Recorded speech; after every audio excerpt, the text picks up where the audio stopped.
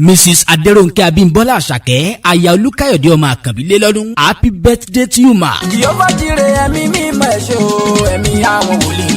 Ẹ̀mí mímọ́ ẹ ṣé o, ẹ̀mí àwọn wòlíì. Torí ọlọ́jọ́ ìbí o, la ṣe dúpẹ́ ẹ ṣé o. Ẹ̀yin kúkú lágbára wa, ẹ̀mí mímọ́ ẹ ṣé. The Bible says èyí ni ọjọ́ tí Olúwa dá, àwa yóò máa yọ̀, inú wa yóò sì máa dùn nínú rẹ̀. Òní ọjọ́ kẹsàn-án oṣù kìíní ọdún tá a wà yìí, tí í ṣe ọjọ́ tí wọ́n bí Mrs. Àkànbí Adérónkẹ́ Abímbọ́lá Àṣàkẹ́. Inú gbogbo wa ní dùn, à ń bọ́ lọ́jọ́ ìbí yọ̀, à ń bọ́ lọ́jọ́ ìbí dúpẹ́, bẹ́ẹ̀ là ń kí wọn pé happy birthday ma, many happy returns of the day. Ó ti yá ọlọ́jọ́ ìbí ẹ̀dá náà bá mi wá. Ó yá gbé bọ́dì kó wá dáńsẹ́ o. Ijó ọjọ́ ìbílẹ̀ yóò jó dáadáa. Dáńsẹ̀ wẹ́rẹ́ sọ̀rọ̀ ijó gidi o. Ọjọ́ ìbí ẹ̀ ò ní dọ́jọ́ ìbí.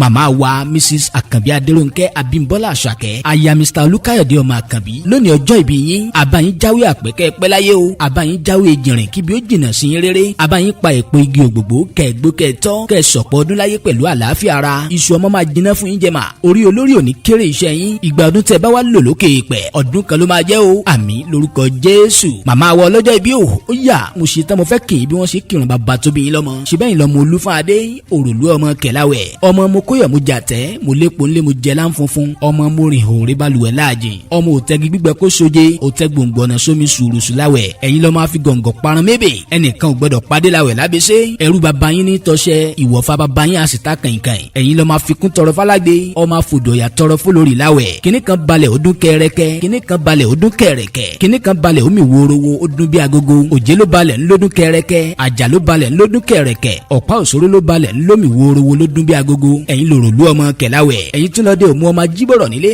ọmọ ajífọlárọra, ọmọ àlẹ́ ìbá ọ̀tá adúró gbẹngbẹng níwájú ogun, ọmọ akọ̀má gbọ́tẹ̀kẹ́ adúró gbẹngbẹng nídìí òdodo, ọmọ àràbà ìlú ti ba ẹgbẹ́ rẹ̀ lẹ́rù níyìn, ẹ̀yin lomi ńlá ti tẹ̀rí ìkínlẹ̀lẹ̀. Mrs. Àkànbí Adérónkẹ́ Abímbọ́lá Àṣàkẹ́, happy birthday and many more, long life and prosperity. Olówó orí yín, adé orí yín tí ò ní ṣíbọ́ láéláé, olólùfẹ́ yín, ọkọ yín Mr. Olúkáyọ̀dé ọmọ Àkànbí ló ń kí yín fún tọjọ́ ìbí.